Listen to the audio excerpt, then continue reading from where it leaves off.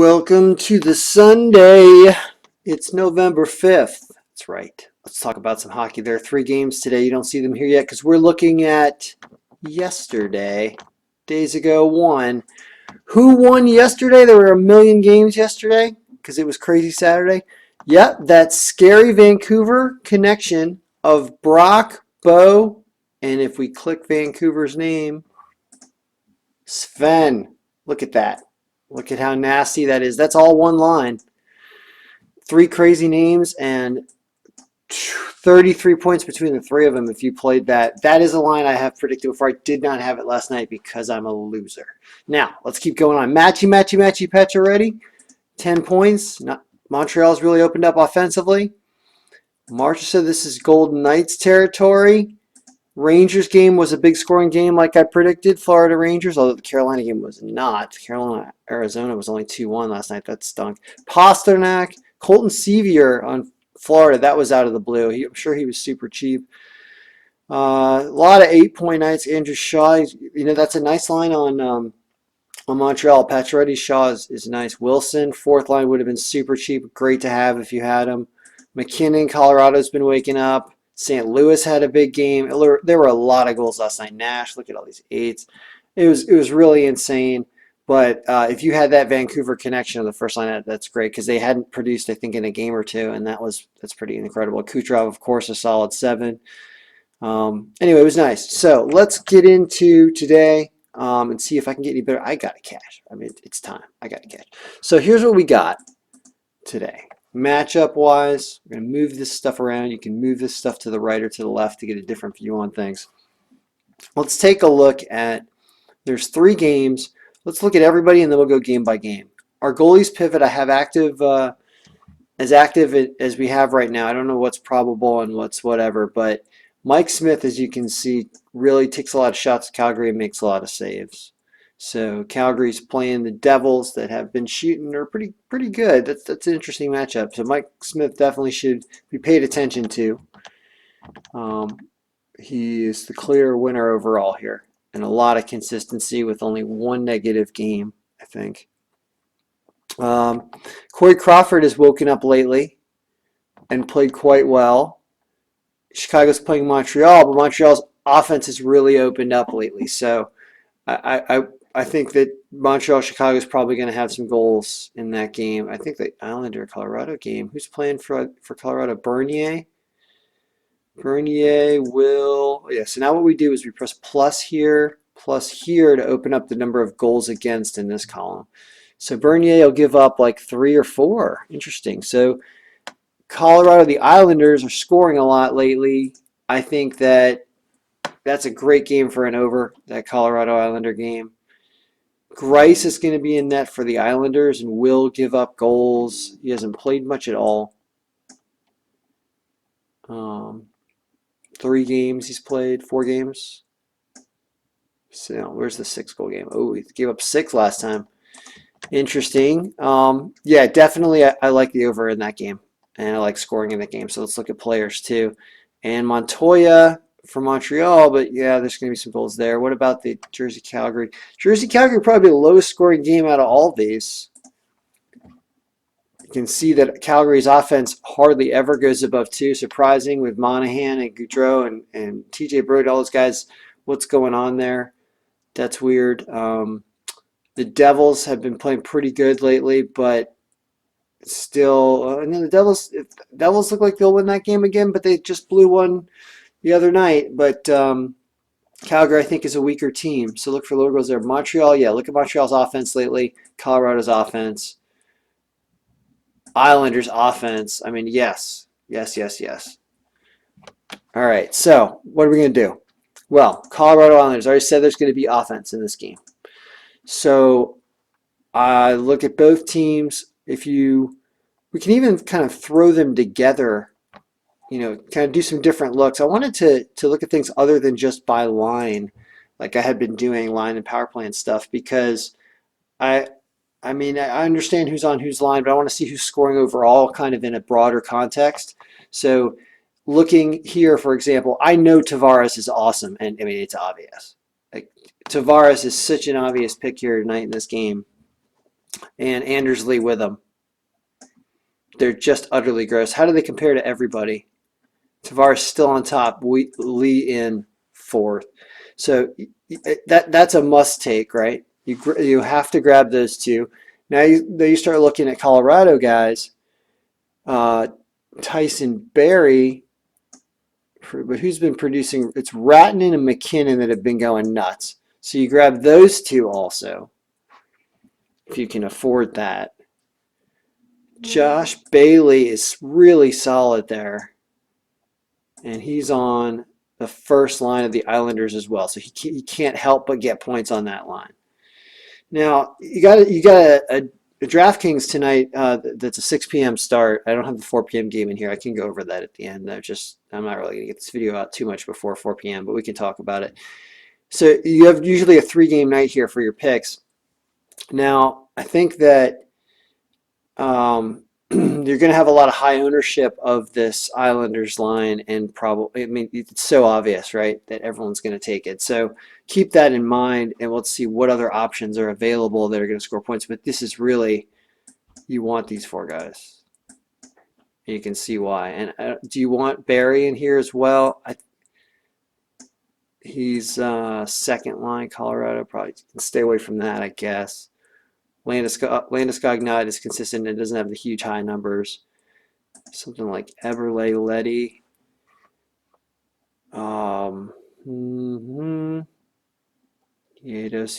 Andrew Ladd, Soderberg. And looking for big green numbers.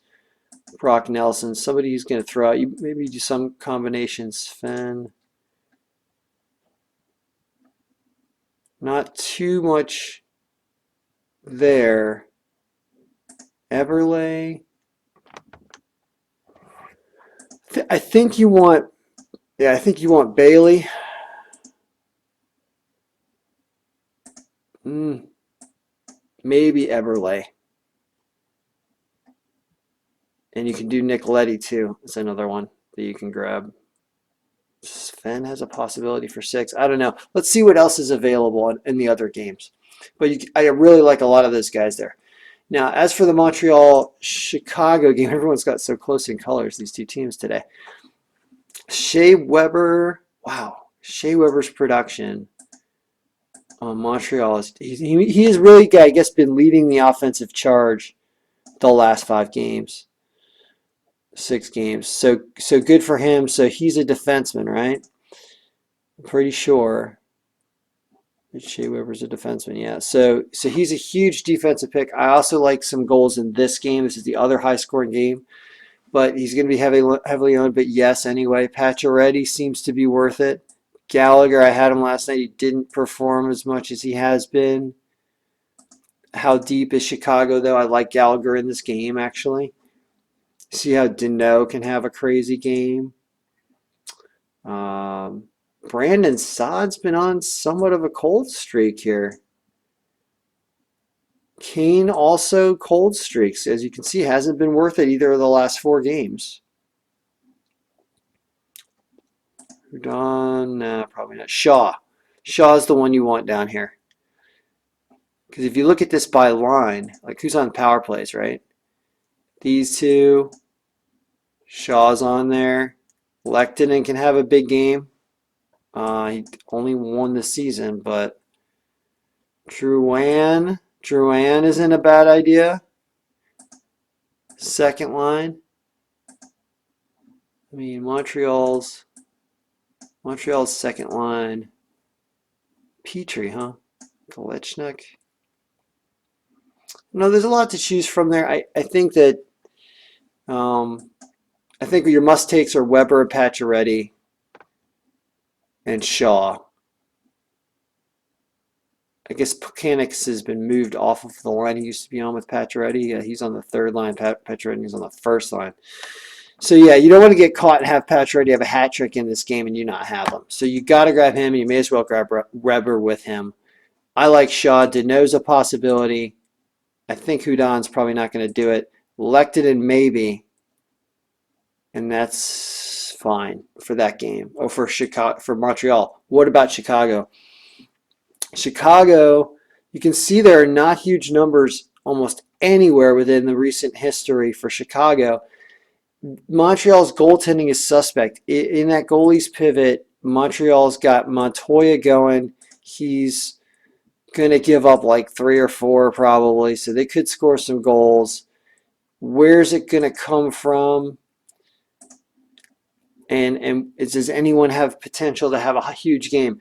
Like Ryan Hartman is one I would grab, because here you're going to get low ownership on Hartman on the 4th line, but he can do this. It has been a while. I think he might have been playing on the 1st line back then, so check that. You can see he hasn't done too much. He had a 5.5. But do you want? I don't want to waste what I think is wasting money on Campbell. That's probably going to regret that if they have a big game. Tays, you can see it's old. It's old scoring for them. But I'm going to say no. We'll see if it comes back and bites me. In the Jersey and Calgary game, okay, Taylor Hall's been a must-have. Now, Calgary's goaltending, Mike Smith, is doing well, and he is a good goaltender. And he's probably going to give up less than 2 goals. So you don't want to load up on Jersey's guys, and Calgary does not seem to be scoring much at all. Really, you can't see too many sharp greens in a long time here as well. So the Devils are a little spottier, a little better, because you got like Hall is nice, Bratt is nice, Stafford is nice, Brian Gibbons is new and nice and cheap still. Definitely Brian Gibbons in this game. He's a great pick. Miles Wood is going to probably have a goal or something this game. He's been getting into it lately. I watched some Jersey games. Zachka. Okay, so in this situation, I think that I do like grabbing Taylor Hall, and I like grabbing Stafford for sure, and Bratt and Gibbons. 1, 2, 3, 4. As you can see, those are the only guys that are averaging above 3 points per game on this team. And then you can grab Miles Wood for fun, because I think Miles Wood is not on either power play. Never mind. Assuming my power plays are up to date. This is why you do this, because of Brett. You can think about Henrique. You can consider it. Or you can grab one of these defensemen. Like, this is what happens. Is one of their defensemen puts up like a 5-point game. So consider defenseman-wise. Consider. Well, boy, it's really a guess.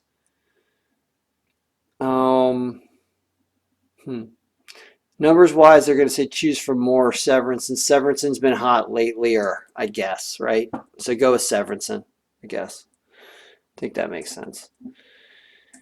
So, Calgary-wise, are we going to do anything? I don't think so.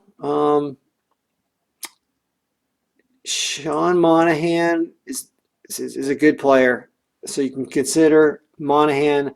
I guess Giordano, if you have a defenseman. Furlan can do something. Are they going to score goals against the Devils? Kincaid. Oh, we haven't looked at Keith. Wait a minute. They are. For a team that doesn't score goals, to go up against a goalie that led up 4-3-2 and hasn't played in 9 days means that they might do something. So let's really consider this then, assuming that somebody got a 3-goal game here. Tkachuk and Backlund can do this. And this for a leak. I guess stay away from a lot of this on the first line, even though it's heavy power played, right? Devils penalty. All right, you could take those two, obviously. All right, but if you don't, and for this tournament tonight, Tkachuk and Backlund, and even Brody here. Those 3 could do this for you and give you 15 points for probably under $1,500 in salary. Just about 15,100. That could happen. Or maybe just these 2. You can do better on your defenseman. because these two can do this. That's 13 points for the two of them, and you're paying only like 10,000 something. So think about that, and then Monahan, Goudreau. Yeah, I don't know. I don't like too many of them. I like picking up guys in this game especially, and some in this game too. Like I like guys in both of those games more, right? So predictions for what's going to happen. Well, in this game, the Islanders are really strong offensively. Colorado's breaking out offensively. I predict an over. I think the Islanders probably will win. Because why? Because Greiss is in? That doesn't make any sense. I don't know. I don't know who's going to win this game. But I think there's going to be a lot of goals. I think there's going to be a lot of scoring. Montreal, Chicago. This seems like Chicago holds on to win this streaky Montreal team. Because Crawford is a more respectable goalie than Al Montoya. I don't know why Al Montoya is fine. It hasn't been too bad lately. But I do think Chicago wins this game. I do think there are goals in this game too. It might hit the over. It's definitely going to be 3-2 or higher. Yeah, I feel like that. So, and I think that you're going to see Chicago put up like this game's like 4-3 or something finishes. But I think Chicago can hold on and win this game. New Jersey and Calgary. Kincaid is in because of a lot of playing for the Devils the last 3 days. Mike Smith's a very good goalie. I think Calgary can win this game. More and more I'm looking at that and Kincaid in net, the more I think that the Devils' super hot streak may be slowing down on the road here after their loss the other night. So I think I kind of like Calgary in this game. But it's going to have to be probably pretty low scoring. I think it's like 3-1, 4-1. Sometimes Calgary comes out and scores 6 goals in the first 10 minutes. I saw them do that once. Maybe that'll happen. I do like Calgary tonight. So, and I don't think it's going to be a high-scoring game. So that's my call. All right. So we are out for Sunday. So watch some football and watch some hockey and have some fun. And definitely pick up Tavares and Lee. And because you can't not do that. So we're out.